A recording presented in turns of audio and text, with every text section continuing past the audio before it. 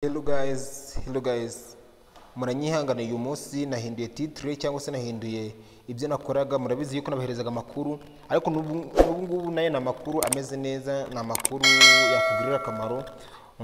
Mbese muri makeya ibyo ngiye bazanira ni ibintu byiza cyane. Nyaboneka niba ari bwa mbere ugeze kuri YouTube channel yanjye, gerageza ukande subscribe, ukande kunzogera, ukande na like and share na comment kugira ngo aya makuru uri kuyihererana wenyine, kugira ngo buri mwe wese bimugereho kandi bimugirire akamaro. Okay guys, ntabatindiye rero, ubu ngubu ngiye kubabwira uburyo ushobora kongera storage yawe ya telefone. Okay, ushobora kongera storage yawe ya telefone mu gihe barimo kukubwira ngo storage yawe ni full, cyangwa se ngo telefone yawe yuzuye bitewe n'ibintu by'uriho, ukaba udashaka gusiba amafoto yawe, cyangwa se ukaba udakeneye ko gusiba video zawe, cyangwa se ibintu byawe byinshi bitandukanye biri kuri telefone byo wakundaga, ukaba udashaka kubisiba. Reka nkwereke uburyo bwiza ushobora kunyuramo, maze ubundi ukabasha kurinda telefone yawe ibyo byose ntubisibe. Okay guys, ntabatindiye rero, uzatubizira ngaho kuri Play Store, ubundi ikandeho. Ikimara kuyikandaho uzahita wizira ahangaha ku foto yawe yo kuri email, wenda nka email yawe nyine yo wafunguje story na Play Store. Ubundi tuza uyikandeho, numara kuyikandaho bazahita baguhereza list imeze gutya. Numara kuguhereza list imeze gutya, ntabyo gutinda, uzatuza uyikandira ahangaha manage apps and device. Numara kuza ukahakanda nka gutya, batuzane ni list. Murabona yuko ngewe storage yanjye igeze kuri 30. Ndize ko murimo kubibona storage yanjye, murabona yuko ngiye igeze kuri 30.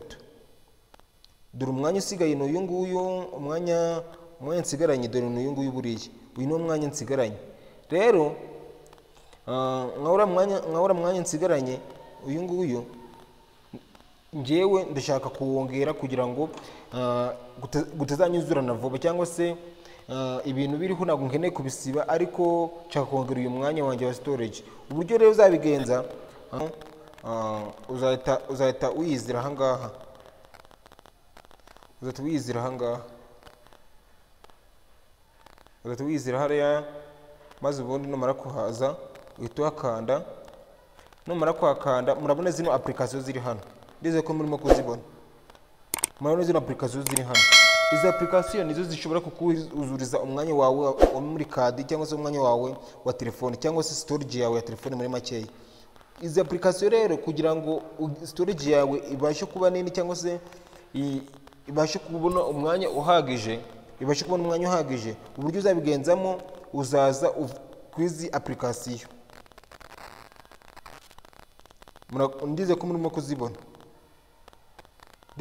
kuzibona, izi application.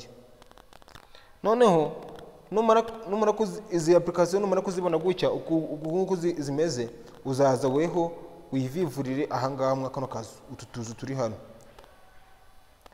Nk'ututuzu uzabijya kuvivuramo rero, ututuzu twose turi hano ahangaha,